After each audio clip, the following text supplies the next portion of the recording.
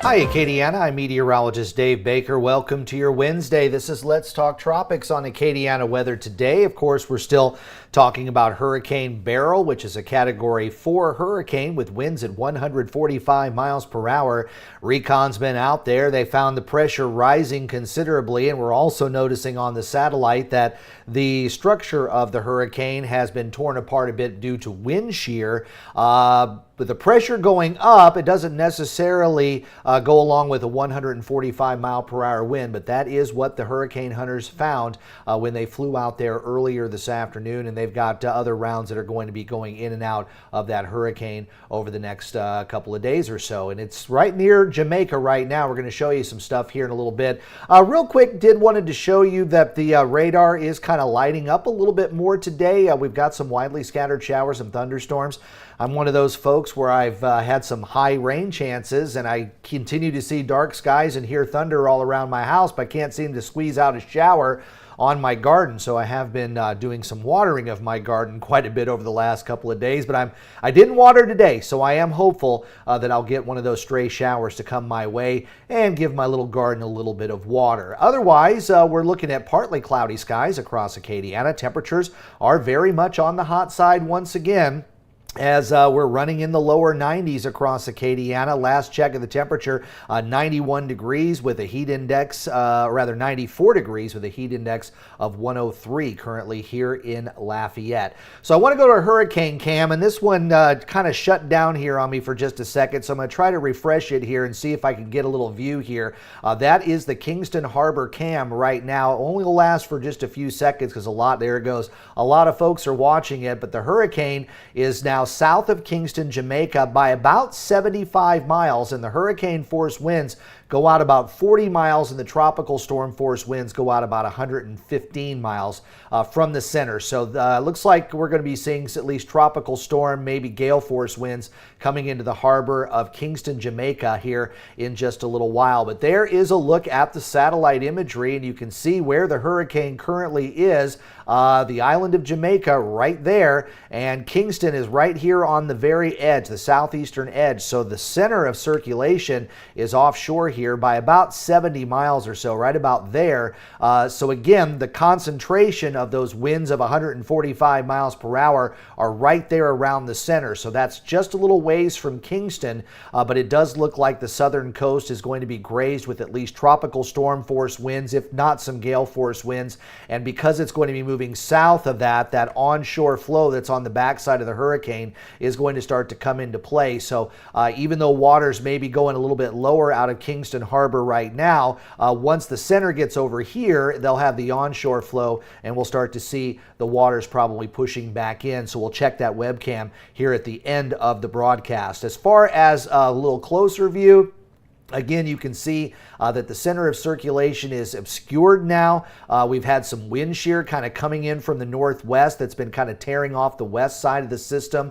Some dry air is trying to work its way around the bottom of it and try to infiltrate the center of the system. So it is kind of ragged, and it is going to be dealing with wind shear. So I really don't think we're going to be seeing that solid, well-structured hurricane that we saw move through the Windward Islands and also move through the eastern half of the Caribbean. I think we're going to see more of a ragged system here over the next couple of days, although there are a few models that keep this as something relatively strong. So let's look at the position right now and the cone as well. Currently there at 17.1 north, 76.1 west. That was the advisory that was issued at 10 o'clock. We'll get another position update and a wind update here coming up at 1 o'clock, but a new cone won't come out until 4 o'clock. So one of the things I wanted to point out about the cone, a lot of folks, look at the computer models. Oh, well, what about this one that's going to go this way? What about this one that's going to loop way over here and do this kind of thing? I will let you know is if you want to go back and look at some of the old storms, I've put a link in the description of all of the hurricane advisories going all the way back to 1998. So this is back with the National Hurricane Center, and I'll tell you, it's going to be hard to find a system that goes outside of this cone during the forecast period. Of course, the cone gets bigger the farther out you go because there's always a larger margin of error. But I want you to also know that today in 2024, the solid part of the cone here, that's 5 days, and this goes out to 7 days. A few years ago, this was the 3-day cone, and this was the 5-day, and prior to that, we only had a 3-day cone. So we've gotten a longer forecast out, and of course, some of the models are going to show some different solutions, but the majority of the models are all going to fall right here within this cone. Now, could a hurricane possibly go on the outside window and go this way? Sure. Not as likely, though, for it to go all the way out of the cone and come in a different direction. But have fun with that. The link is in the description. Go back and just start looking. I had a couple of questions about past hurricanes where it was stated that they made a major turn, and I went ahead and grabbed some of these archives and showed that person that no, it really didn't make a turn, and all of the hurricane warnings and the full cone basically where the hurricane eventually made landfall was always within that cone. So the National Hurricane Center does a really, really good job. Those are some smart folks that are there, and all they do are hurricanes. So I look up to them. I have a lot of experience in weather under my belt, but I'm not a hurricane specialist. I got to look at a whole bunch of different kinds of weather, so a little more spread thin. These guys are the specialists, and this is all they study are hurricanes. So let's look at the hurricane models. And again, remember, here's the cone. Now look at the hurricane models. Basically, all of the hurricane models fall within that cone, and there are a couple of outliers. You see that this one here and this one here, but these actually go out a little bit farther, 6 and 7 days, while a lot of the other models only go out 5 days. But you really want to concentrate on where the bulk of the models go, and that's generally the best forecast guess when it goes out to 5 days. So we still think it's going to run just south of Jamaica, go through the Cayman Islands, probably make landfall on the Yucatan as a Category 1 or 2 hurricane, and then after that it may hold its own for a while before reaching the Bay of Campeche and then starting to slide over toward the Mexican and Texas coast. So the models really haven't changed a whole lot, and again, you will get some of those other lines that kind of go in different directions, like the one that you see right here and the one that you see right here, but the consensus of the models are all right there within the cone. So that's where the majority is, and that's where we're going to look. Same thing with the JEPS ensemble models. Basically, everything is kind of concentrated within the cone. You have a couple of stragglers are out there, but those are really on the outside of the envelope, and we don't really take those into consideration quite as much. Now, they are shared on social media. It can generate clicks, and I do understand that, but I really appreciate so far what I've seen on social media as most people are sharing good information. And also when you're watching, when you're looking at this stuff on social media, always try to pay attention to the time and the date of the actual model. I did see one that was posted where it said it was posted an hour ago, but the model run was about 2 days old. So you always want to check that out and make sure it is the most accurate and also the most updated model. So let's go and look at some of the things that are inhibiting Hurricane Beryl right now. The hurricane is right there, and you can see that there's a whole bunch of wind shear all around it, and that's what's been kind of tearing off the west side of the system and exposing some of the outside walls of that hurricane, and that's what would indicate the possibility of some weakening. I think that this wind shear here is just going to continue to kind of roll in tandem with the system as it continues to move off toward the west. And as you look at the shear map for Sunday, so again, we're going out 5 days, the end of the forecast cone. GFS has Beryl kind of right there near the Rio Grande Valley, but also surrounded by a whole lot of wind shear. And I think that's going to transition from over here and go back over to this area here. So it's going to be fighting wind shear here for the next couple of days. And that's why I'm saying the possibility of, or the likelihood rather, of this becoming a Category 5 perfectly shaped storm like it was a day and a half ago isn't as likely with all the wind shear that's going to have to deal with. And the intensity models do show that. This is showing the wind speed on this axis and the time on this axis. So right now we're about right here. So this model ran earlier this morning. So let's just say we're out 12 hours, and you can see that all the models are pretty much concentrated Category 3, Category 4, which is right about where it is. Now, even though it's going to be moving over the Cayman Islands in this area and then over the water here, and then probably about right here is where it would be affecting the Yucatan Peninsula, even though it will be over water, you see that most of the models are in agreement that we're going to see some weakening of this system, and and that's probably due to the wind shear. Then as it gets over land, notice how the majority of the models here at 60 hours are dropping this all the way down to a tropical storm. So I would guess that this is probably the period of time where the center of circulation will be over land and probably will be there too. And then once we get out beyond day 3, so this is day 3.5, 4, 4.5, and 5 down here at the bottom, you do see some intensity levels going up at least slightly. Some keep it at a hurricane all the way through, but the consensus of the models are down here, tropical storm category 1 hurricane, as we get out to 5 days. And then after 5 days, basically this is where it's going to make landfall, and you're going to see this thing weakening as it goes down. But you can see there are a couple of models that want to try to keep it over the water all the way out to day 7. So that's kind of look at the intensity models right now.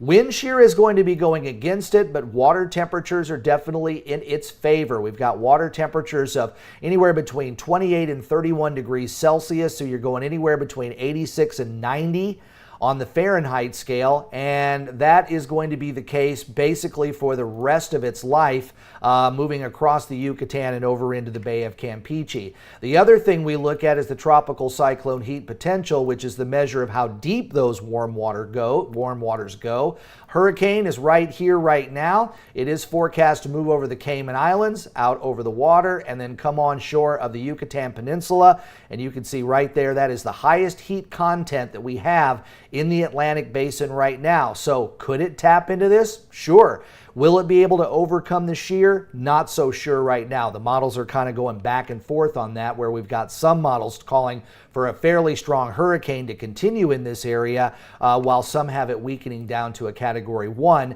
prior to making landfall along the Yucatan Peninsula. So let's also go farther out, because another thing that seems to be talked about with a lot of folks is, where is this thing going to go, and will high pressure break down, and will the trough be able to drag this up toward Louisiana? So this is the forecast for Sunday. This is the upper level pattern, very strong part of the ridge over here, and then back over here with a little bit more of a weakness now across the Gulf states. This is all part of that big heat dome that's been causing the heat wave, but it basically right now covers this entire area here. But as we go into Sunday, there is going to be a trough and a bit of a weakness, so that could tend to pull this a little bit farther toward the north. But I really think, based on what I've seen, that this is probably going to go ahead and make landfall, and then it could get pulled up into that trough and bring some rains as far as the Midwest. So again, right now, it's not looking likely that this is going to give this thing a hard turn in our direction, although after it makes landfall, it could pull the moisture in and give us better chances for rain as we head into the early part of next week. So let's go through the individual models and tell you what they say. We'll start with the GFS here. Again, this is all going to be the forecast for Sunday, and this is actually midday Sunday here. GFS is calling for a 976 pressure. That would most likely be a category 1 hurricane. That is Brownsville right there at the southern tip of Texas. So Texas here, Mexico here, Rio Grande River right there. So this is going to bring it right to the southern tip of Texas. Euro model is a little bit different. It's a little bit farther to the south. Brownsville is up here, but notice it's not a big difference. It's negligible. You're talking about maybe 100 miles or less. But what the interesting thing to talk about here is the euro. The euro was considerably stronger yesterday, and today it's considerably weaker, and the GFS has gone in the opposite direction. It had a much weaker system yesterday and a much stronger system today, but GFS here, euro down here. Again, we're talking about the Texas-Mexican coastline, so both of those are generally in agreement other than the intensity models. The HWRF, which is a hurricane specialized model, which is one that we've used for quite a while, and we'll be transitioning away from this to the HAFS model, which is what I'm going to show you in just a minute. This is actually showing a very strong hurricane. Remember, our pressure on Beryl right now is at 954, and this is calling for 958. Brownsville is actually right over here. So it's still quite a ways offshore compared to where the GFS was and where the Euro was. So it is considerably slower, and it's also a lot stronger. And this is really the only model that I've seen that takes this toward the Texas coast and then starts to make more of a turn, basically between Houston and Corpus Christi for a landfall, and then bringing some heavy downpours to southeast Texas and much of Louisiana. The HAFS model, which is what we're going to be transitioning to, this is more of the newer model, also has a slightly stronger system compared to where the GFS was, but this is basically where the Euro model is, so it's in agreement with at least one model. And also here going more toward the Mexican coastline rather than deep south Texas. But a 981, that's probably going to be a strong tropical storm, maybe borderline hurricane, and then this forecast kind of brings it upward toward the Rio Grande Valley as we go into the early part of next week. So we've got 4 different solutions. I would say that the location, they're all pretty much in the ballpark. Intensity models are a little bit off, especially the HWRF, which is way stronger and considerably slower as well. But if it did move slower and stayed over those warmer waters, if the shear would let up on it somewhat, we might be able to see something a little bit stronger. So those are the 4 models. Right now, Louisiana is not in the cone.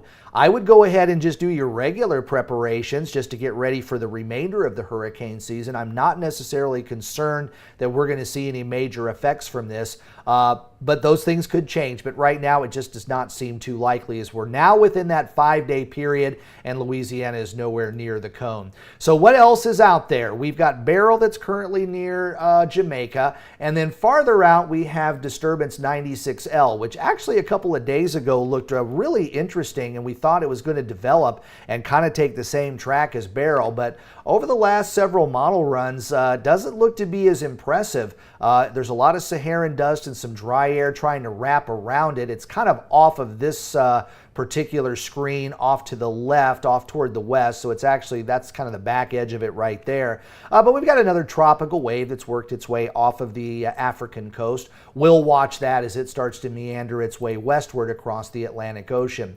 96L, meanwhile, is starting to make its way into the Windward Islands. It looks like it's got some better shape right now, but there's some shear that's working with it. And again, there's a lot of Saharan dust that's also wrapping around it. You can kind of see that darker shade of brown wrapping around it as well. And I think the other system that's out here in the west is going to be encountering some dry air and some Saharan dust as well. So that's another one. We're not sure if we're going to see a whole lot of development. There is a look at the Saharan dust map, and you can see 96L is right there, completely surrounded by the Saharan dust, and this next wave that's coming off the African coast is basically going to run into a whole bunch of Saharan dust and dry air. So right now, looking at this, I wouldn't be too excited about either one of these tropical waves, and I'd really like to see this to become more of a trend, to see more of the Saharan dust covering the eastern part of the Atlantic and try to shut things down for a little while, but it still doesn't rule out that something could develop here over the Caribbean, the Gulf of Mexico, and the western part of the Atlantic, which during the month of July is still one of the hot spots for development. So let's go back out to Kingston. I'm going to see if I can get this thing to refresh again. This is a different view, looking a little bit higher up, and you can see it's raining out there, and the wind speeds not too strong. Doesn't look like the camera's going to run here, but Hurricane Beryl continues to make its way to Kingston. I did leave the link to this YouTube page in the description as well. If you want to check out some of those cameras later on, you can. Locally in the Gulf of Mexico, we just got a little bit of a wave that's kind of moving off to the west right about here. Hopefully that will bring us a little better chance for some showers and thunderstorms as we get into the afternoon. So that's what I've got for you on Hurricane Beryl. We will get another position and intensity update coming up at 1 o'clock. We'll get a new forecast cone at 4 o'clock later on this afternoon with Hurricane Beryl, but right now it's still a Cat 4 with winds at 145 miles per hour and the pressure down to 954 millibars, 17.1 north, 76.1 west, which puts it just to the southeast of Kingston, Jamaica. Well, I really hope you enjoy Let's Talk Tropics. I enjoy visiting with all of you during our lunchtime period. If you do like this video, subscribe to the channel and also turn on those notifications. By the way, if you're new to the broadcast, I also have a morning local forecast that comes up between 7:30 and 8 o'clock each weekday morning. Let's Talk Tropics happens at noon each weekday live. Might have to do a special edition on Saturday and Sunday. We'll see what happens with Hurricane Beryl. And then anytime we go into severe weather mode, if we've got to go wall to wall, if you've got those notifications turned on, you will know that severe weather's there, and you can join us for all of that coverage. I'm meteorologist Dave Baker. Stay cool. Hopefully you get a little shower this afternoon. I will see you on Thursday morning. Have a great day.